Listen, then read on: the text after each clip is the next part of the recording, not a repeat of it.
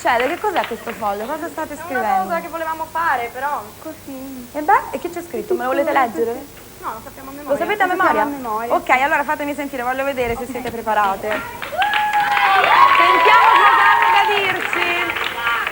Ci hanno scelte perché siamo magrittine e tutte stiano e galanti dal cor vasto. Ci ha levato il buono pasto. Già lo sento il suo borbotto. Sta arrivando mostro cotto, che alle porte poi ci bussa. Che c'è, Elena la russa? Busto cotto, abbi pazienza, ho scordato la presenza. E la 40 con voce fiacca. Chi se sta a spruzzare la lacca? Così pronte e mogge mai. Andiamo a fare non era Rai. Ma nello studio in piedi non puoi stare. Gentilmente Roberto ti fa accomodare. Ma Roberto! Aspettate.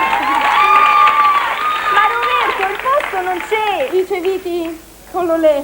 Tutto comincia con Ambra Romina, bellezza cordina. È sempre indaffaratina con la sua frangettina. E tra un sax e un suon di tromba, Laura ti dice: Esci dall'ombra.